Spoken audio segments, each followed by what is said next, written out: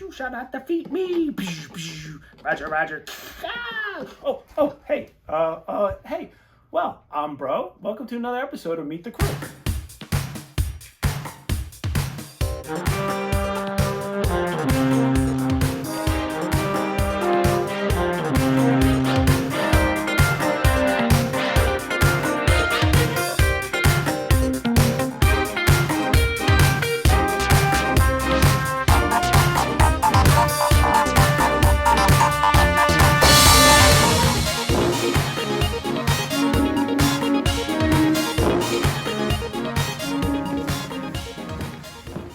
So here we are today talking to Mike.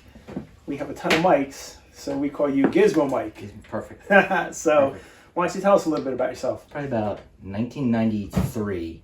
I was in college and I was literally going to Home Depot making parts from pipes, lightsaber hilts. Yeah. And that's where I think for me the journey kind of started. I was always interested prior to that into like all the costuming and the tinkering. Right. Not necessarily how something looked, but how it worked, or how did that get assembled. So it was kind of a natural progression, I think. I would say right around 2003, I was like, I need an outlet here, and I could never find one.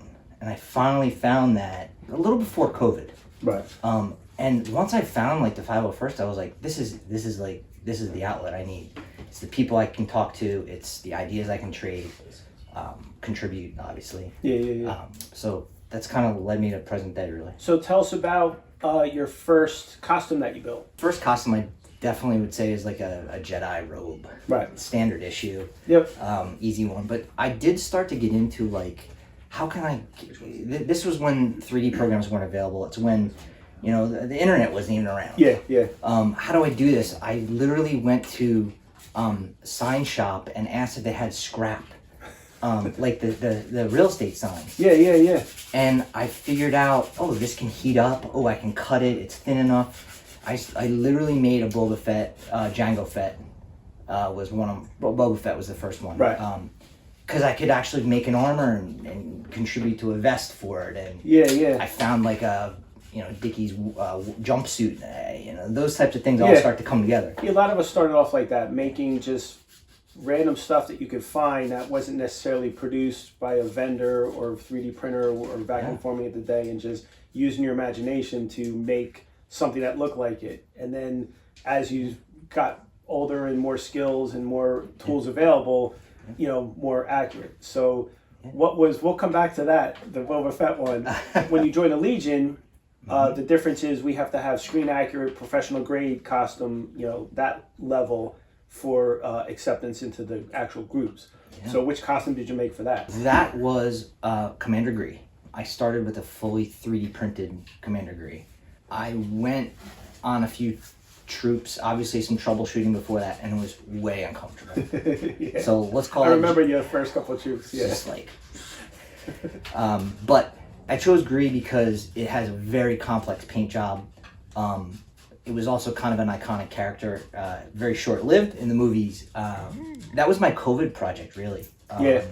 So that Gen 1 from COVID evolved into more vacuform stuff. But obviously, I couldn't get enough of resources. Where can I find the detailed paint?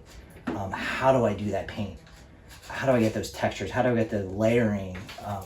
So all that kind of combined with prior history of that. Yeah, that came out great. That's probably one of the best 3D printed costumes I've ever seen. And people ask me, should I get a costume out of vacuum forming or 3D printing?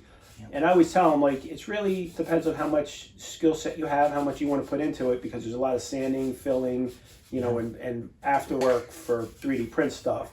And it's also really heavier and it's not as flexible and prone to cracking. So I'm always like, if it's something like a snowtrooper or biker scout, where it's just like a couple pieces, that's fine. But when fully enclosed, like the clone and the stormtrooper, I'm like, I don't know if you want to do that. And you're the first person I've seen that actually did a really high quality one that was like, looked really good. But like you said, it's heavy, and even then you realize, maybe some of these pieces I'll swap out. the places where it flexes more, where you have to get in and out, and you need a little bit of less stiffness. Yeah. You have your own little sites where you do some of this painting and stuff too, right? Where you showcase all your things. I do. So I use Instagram, and I do have a YouTube channel as well. But I try and document my journey with it. Not only that, but just tips or things I've found. I like to use popular methods that everyone probably uses, but I also like to do spins on them. Yeah. What can I bring to it? Or how can I make it better? That's partially why I'm with my command degree. I'm sticking with them because I'm always upgrading them. Yeah. And that's part of the fun of it.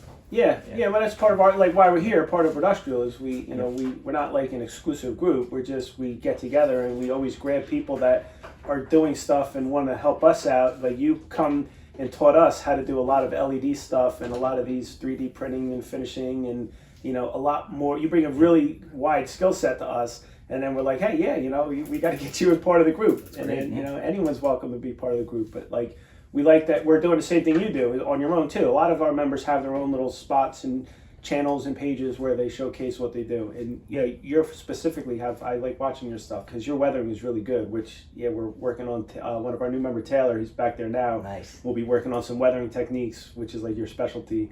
Sure. On some of the Sand Trooper stuff. Yeah. So tell me about props, because you're also a good prop guy. That kind of works hand in hand with the armor stuff. You eventually are like, ooh, what could I not only just wear, but what could I display? What can I put on my wall? So I love doing jetpacks, blasters, and more recently I've started to complain inside my helmet during troops about the heaviness of props. Yeah. And I've started to move towards foam. Yes. Now, I do have a blaster that is approved foam, but I don't know if they're completely approvable, but I like to explore with that. Yeah, I mean, for us, like, if you're doing like a Lucasfilm event, we want to have the more accurate, wood, metal, or printed props. But for just the everyday small shows and community events, having a foam prop is it looks just as good. Kids and other fans don't know the difference, and it saves your arms from having to hold it the whole time. Yeah. But they've been coming out really good. And one of the things that I was really impressed with is you made the macro binoculars. And you got those from another really high quality vendor, but you also modified it to make it look even a little more accurate and added some LEDs. Yeah, so I worked with the CRL team. I noticed that we could maybe make some improvements, and they were receptive to that. I tried to do as much reference as I could from the movie, which is tough sometimes because lighting differences make things different. There's different angles, or sometimes it's just distorted, or just when you needed to see something, an arm goes over it, or it turns an angle. But yes, I did modify the macro binoculars I have. Even put LEDs in them, like you said. Well, we make these costumes. Obviously, we troop with them. That's the whole reason we kind of make them. And I know you've been to a lot of events. So what's your favorite event so far? As an event, just globally thought, seeing smiles is what, as long as I see that from the kids, I'm good. The most recent troop I did at Robert Wood Johnson with very sick children, it was great to bring that to them, the joy to them, and you saw it in their faces. Yeah. And the response that even the staff with the patients was great to see. Yeah, those are really heartwarming events. And they're tough on us too. Watching it. So what's next? What's next for Mike? So I'm constantly improving my gree. I know you can't see it because I have that helmet on when I'm trooping, but I'm in my mind I have 8 different things going on in my head. How can I use magnets more? How can I alleviate certain things when I'm putting it on or taking it off? Or I think I want to do something that maybe is an easier kit to put on for a troop, just to give me a break sometimes. I still want to contribute, but maybe Jawas in my future. Well, Stephanie's here to make her Jawa today, and most of us have Jawas. And I know your family supports this, and your son comes out to a lot of troops. Yeah. Right, and he enjoys it. That's one of the things we like because it's a family affair here. We can have, our spouses and our children, even if they're not into the costumes or want a costume, they can still come to the events and hang out and help out and just participate. So it doesn't necessarily take you away from your family, or your friends during that time. Yeah. So I would like to see, next from you is the follow-up fan film that I heard about today. Oh, shoot.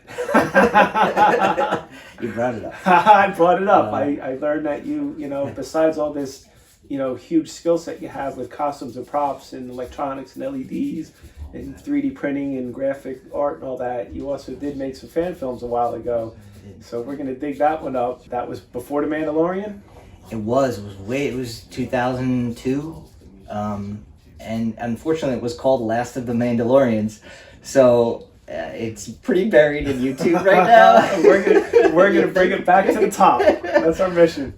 It's very interesting. I did stray away from looking at comments for years, but there's quite a mixed bag of comments in the hundreds. But it's what you'd see. The full range is there. Let's put it that way. Yeah, nice. Well, we're excited. We're excited to see what comes next. We thank you for coming and talking to us. And I guess we better go help them with their stuff. All right, let's do it.